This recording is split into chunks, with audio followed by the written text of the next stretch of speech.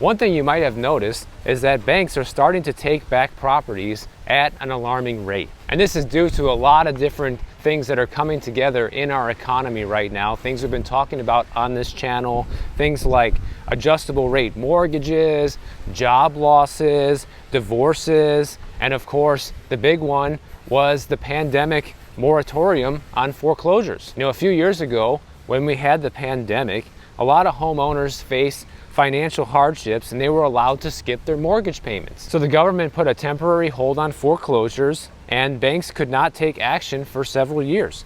But now a lot of those delayed payments are due and banks are finally moving forward with those foreclosures. So we went from this time period in the housing market when there was essentially no inventory on the market, where fast forward to today, where the housing market is almost restored to pre-pandemic levels of inventory, and part of it is due to the situation that a lot of these houses are coming up for sale trying to avoid foreclosure. But in addition to that, we're seeing a lot of these homes that should have been foreclosed on 3 years ago now finally getting foreclosed on. And what you're seeing is banks are starting to catch up on their backlog of properties, and they're sending out eviction notices and they're reclaiming these properties. And here's something that a lot of people didn't understand when they took these forbearances, okay? You got the forbearance and you can skip your payments for 1 year, right? But it doesn't mean that you're off the hook for those payments. Once the forbearance period ends, those payments are still due. And this can lead to foreclosure if you're unable to pay.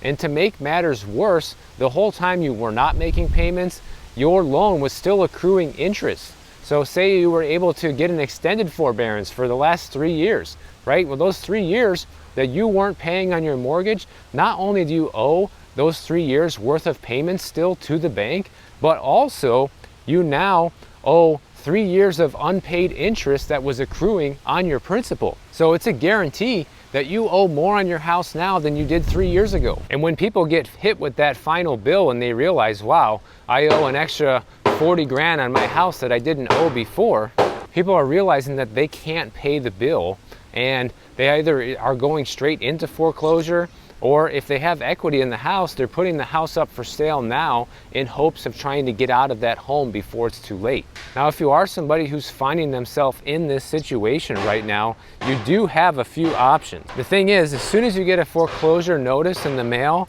you have about 70 days to act. And the best thing you can actually do is to reach out to a knowledgeable real estate agent that is versed in short sales, because what they can do is they can get you off the hook with this property. I know when I first started in real estate, it was literally at the beginning of the massive housing market downturn that we had back in 2008, and literally my office was teaching people how to become short sale experts back then. Like, there were so many opportunities to get short sale listings, especially here in Miami. You would look on the MLS back then in 2009, and literally more than half of the listings for sale were either a foreclosure or a short sale. So it was just a bloodbath with people. But the people who signed up to do short sales were the smart ones, because they were able to essentially save their credit. They didn't have that foreclosure on their credit report, which makes a huge difference in your future ability to borrow for anything, including a future home. And the whole idea with a short sale is you're just going to sell the house before the foreclosure takes place, and your bank needs to approve the short sale. So by the way, if you're somebody who needs a real estate agent and you're in this situation, I can set you up with a short sale specialist for free. All you need to do is fill out the form using the link down in the description below. Now, here's the problem. A lot of times what's going to happen, especially with a short sale, is you're going to sell the house for less than you actually owe on the property, and that will save your credit report from having that massive foreclosure on your record, but it's not going to save your finances, in the sense that even though the bank is technically forgiving that extra debt that you can't pay back, you in turn will get a 1099 from your lender. So say, for example, you sell the house for $500,000, right? But you owe $600,000 on the house. So that extra $100,000 your lender is agreeing to forgive. But you don't get to just get that $100,000 for free. You get a 1099, and that $100,000 is now treated as income, and you have to pay tax on that money. But still, as much as that sucks, it's better than going through a foreclosure situation that will screw up your credit report and your future finances a lot longer into the future. And the other thing we're starting to see now with this big economic downturn that we're going into is a lot of people buy homes, and a lot of these houses are financed using two incomes. You know, that's usually the only way a lot of people can even afford to buy a house to begin with, right? But then what ends up happening is someone loses a job. We've seen all these layoffs happen. And so if you're in a situation where you bought a house with a spouse or a partner or somebody, and one of you loses the income, how long can you really hold on with that one income? A lot of people, they can't hold on for very long, maybe a few months maximum. And so what you need to be doing if you find yourself in that situation is you need to drastically cut back on your spending, even put off paying other bills potentially in exchange for paying your mortgage, guys, because once you lose the house or once you get into the foreclosure process, your days are numbered and you don't have a whole lot of time left. And I'd rather be missing credit card payments and hurting my credit that way than losing my house, losing your place to live, and hurting your credit that way, because you're going to be losing in more ways than one.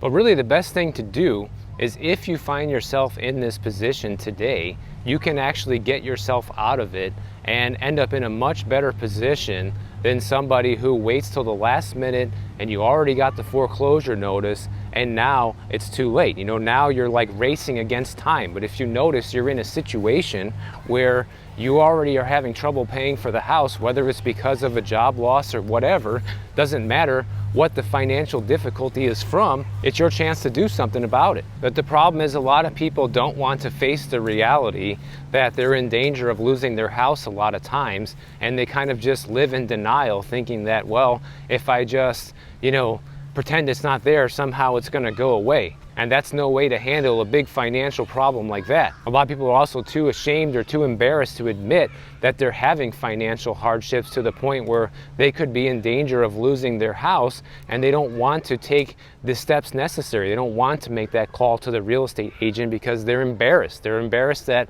I couldn't keep my house. There's a sense of pride that's lost when you're in this situation. But ultimately, it's going to be better for you and your family if you offload that house and you can kind of come up for air now that you don't have this massive financial burden on your shoulders anymore. And it'll allow you to have a fresh start in a way, rather than following through with the full foreclosure process and waiting till you're kicked out. Some people like to go that route, and say, well, it's going to take a long time to get foreclosed and actually move out of here, and I'll just save my money in the meantime and do that, and I'll take the hit on the credit.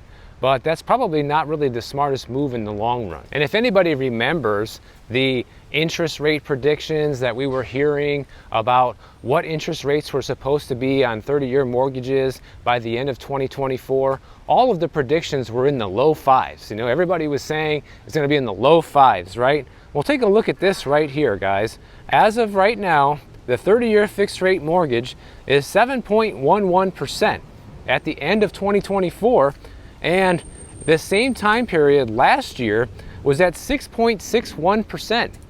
And this is after the Fed has already cut the rates 3 times. This is also a huge warning sign that the economy is headed in the wrong direction as we speak. And this is why you're seeing so many people losing jobs and so many companies going out of business, because these upside down numbers are reflecting the reality. The truth is finally starting to come out of just how bad a shape our economy is in. You don't really see this in the past. In the past, when the Fed starts cutting rates, usually interest rates will go down as well, because the treasury yields will start going down, because back then the bond markets used to believe that in that case the Fed maybe does have inflation under control and they're going to go along with it. But now going into 2025, we know that that's not the case anymore. But it's not even just layoffs. You know, a byproduct that we've seen of the layoffs and the byproduct of these higher interest rates that we've had for a while now is that you're starting to see the U.S.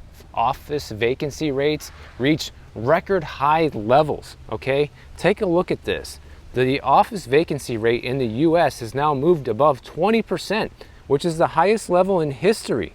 Now, obviously, there's a few other factors that contribute to this, like the work from home movement and the fact that a lot of these companies don't need as much office space as before in order to keep their operation going. But also a lot of it has to do with the fact that these commercial buildings are becoming worthless overnight due to the higher interest rate environment, and a lot of businesses can't afford to pay the prices that these landlords want to charge in these commercial office spaces, so they're closing down, they're shutting down shop, and these places sit empty. You know, go back and watch my video, I'll flash it up here on the screen, of when I walk through downtown San Francisco, and just look at all the empty office space there, guys.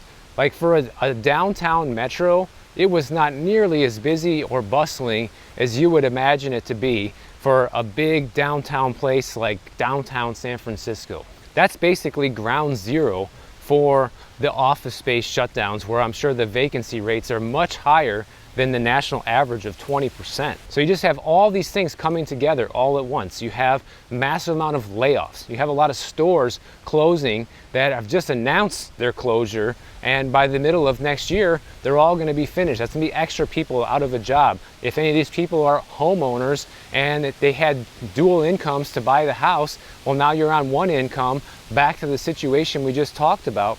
So you're going to see a lot more financial hardship coming in 2025 that we didn't really see in 2024. We only kind of just started to hit the tip of the iceberg in 2024. And in 2025, we're looking at a full-on collision is how it looks to be right now. Check out the orange iguana.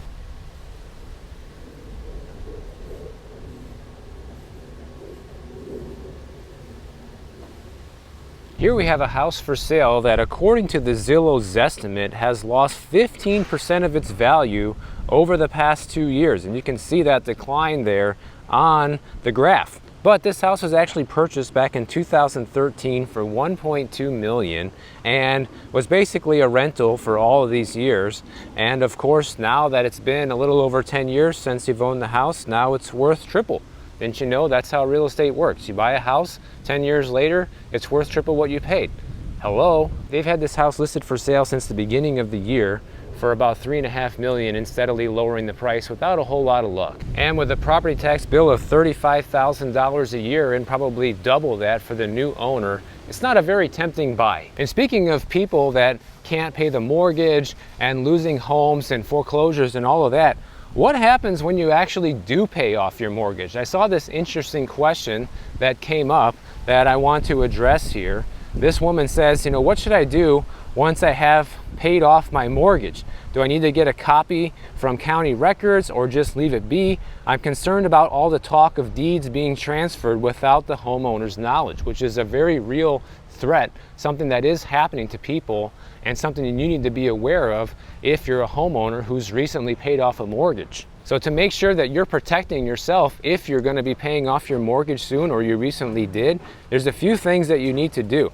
The first thing is you need to make sure that your lender cancels your promissory note and sends you a payoff letter. They should also prepare you a release of lien and file it with the county where you live, and you should also be able to obtain a copy of this document for your records. If you set up automatic mortgage payments through your bank, you also need to make sure that those payments are stopped and they don't keep going through each month. And you can also contact your insurance agent or your insurance company to remove your lender from your insurance policy. And this might even be the time that if you decide it's necessary to actually drop homeowners insurance altogether. But I'm not advising you do that. I'm just saying it's something that people do, have been doing a lot lately, and will save you a lot of extra money if you have the funds to self-insure. Another thing you got to think about too is property taxes, because if you had an escrow account that was automatically banking your property tax and insurance money each month on your behalf, now you're going to have to start doing that yourself. And you want to make sure, especially with property taxes, that you pay your bill directly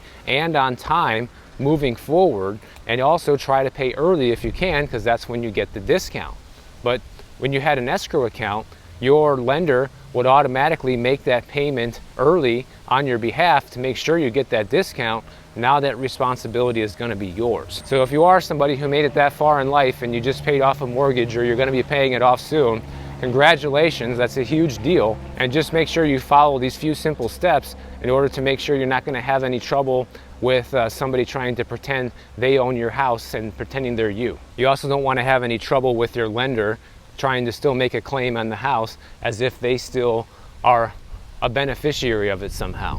You know, something funny too is I saw a story recently about how mortgage rates are supposed to come down in 2025, right? That's going to be the year when they actually do come down. This is probably going to be your chance to refinance if you bought a house in the past couple of years. Well, if you look at what I just showed you a little while ago, if you bought a house a year ago, you're actually in better shape now than you would have been if you're buying a house today due to even higher interest rates, which no one predicted. You already have all those lenders out there basically salivating and hoping that rates come down in 2025 so they can get you to refinance. Now the prediction is that mortgage rates are going to reach the low sixes in about a year from now, by the end of 2025. But we all know how these predictions go and how worthless and meaningless those are, especially since they were already supposed to be in the 5% range right now and we're over 7.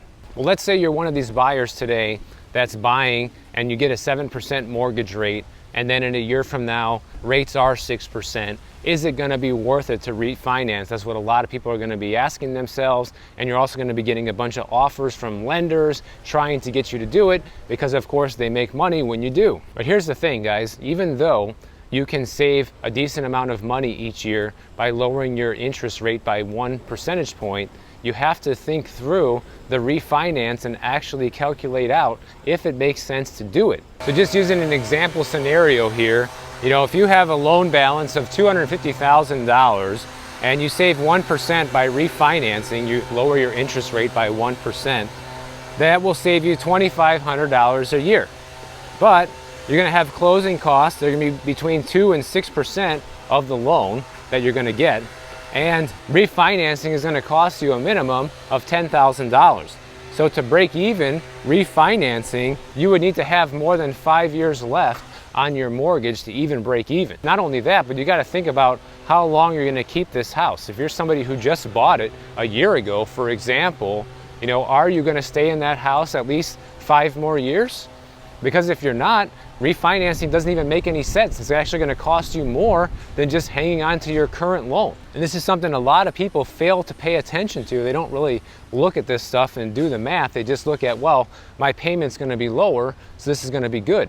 But they don't look at the front end of, wow, this is going to cost me $10,000 to refinance. They only figure that out once they get to the closing table and make it happen. But if you are considering a refinance, you definitely need to shop around. You need to shop different lenders. You need to shop interest rates. You need to ask about closing costs and make sure you get the most accurate estimate possible of how much it's going to cost you to refinance. And if you get that estimate from 3 or 4 different lenders, you might be surprised at what the difference in cost is. And also understand that when you go to refinance your house, just because you already own it doesn't mean that you don't have to go through the whole lending process again. You know, they're gonna do a hard pull on your credit. They are gonna vet your assets and your income and your debt and all of that stuff. And you still have to be able to qualify for a refinance even though you already own the house. Here we have another house that sold back in 2009 for $1.675 million. And then they decided to list it for sale back in 2023, guys. So this house has been listed for sale for well over a year. They tried at $9.5 million back then, and the price was recently cut only this October down to $8.75 million. Still no takers. So turns out, no matter how long ago you bought a house for whatever price, doesn't mean you can just jack up the price to the moon and get somebody to come in and pay that price. Because when you have a home like this listed on the market for well over a year and no one's buying, that's a pretty clear sign that the price is wrong. Then these real estate agents take the listing. Oh, look at me. I have 5 listings that are $9 million, but all of them are just sitting on the market. None of them are selling. So that's another tip for you. If you're going to go hire an agent, yeah, you can look at their sales and their listings that they have, but pay attention to if any of those listings are actually selling, because you don't want to hire somebody that can't sell your house. Now, there's one other thing I want to mention here, because somebody sent me this story about a housing developer that was stealing money from investors, and this was happening over in Colorado. And I'll just give you a quick summary of what happened. Basically, this guy was collecting money from investors. He collected about $1.1 million from 8 different investors to purchase 3 homes in Colorado. And these were all supposed to be homes in the qualified opportunity zone, which if you buy a house in one of these areas, the investor gets the benefit by a reduction in capital gains taxes on these properties. So when they turn around and sell these properties for a profit, they get a tax break, and that's the incentive to invest in these lower income areas. But what happened is this guy who was in charge of this investment firm, he did all sorts of shady things. Pretty much everything you could think of, he did that was shady. You know, he bought 3 houses, right? And he sold one of them without even telling the investors the house was sold. He didn't operate within the guidelines that he needed to in order to qualify for one of these opportunity zones to begin with. The remaining 2 properties he transferred over to his own personal name and was able to take out an additional $600,000 in debt on those properties, also without the investors being aware of this. He never sent investors year-end tax reports, nothing like that. And of course, he used all of the proceeds that he was getting for this, not only the initial investment money, but the loan money he pulled out against the properties for his own personal use. So rampant case of fraud here. And basically, he used his investment firm as his own personal piggy bank, all financed by people who thought that they were going to be making a profit in real estate. The lesson of this story is that if you want to be a real estate investor, you cannot trust these little small fly-by-night real estate investment companies, guys. I don't care how good of a return they promise you, because you have to go with that old saying, you know, if it sounds too good to be true, then it probably is. And these people learned this lesson the hard way. Whether or not they're going to get their money back, I don't know. Supposedly the guy has to pay back the full $1 million in restitution. Whether he's going to be able to or not, I don't know. If you're going to be a real estate investor, you either have to do it all on your own, make sure you're doing all your own due diligence and buying your own properties, or you need to invest with a reputable company or a reputable REIT, something like that, that has a good reputation for bringing solid returns to their investors and is not committing fraud. It's crazy how even in this day and age, people can still be lured in by a promise of a higher than normal return, and they don't question that. People just hand over the money thinking, yeah, this is going to be good. You know, I would like to get a 10% return on my money, so let's just go for it. And then they come to find out a little bit later on that the money was all stolen and used fraudulently. So take the lower return, get the legitimate return, and make sure you can sleep at night knowing that your money is not being pilfered by some scam artist. So if you do need help with a foreclosure or short sale, guys, reach out to my real estate team. The link is down below. And if you enjoyed this video, make sure you are subscribed to the channel. And if you don't want to wait for my next video to come out, check out this one on the screen right over here, and I'll see you in the next one.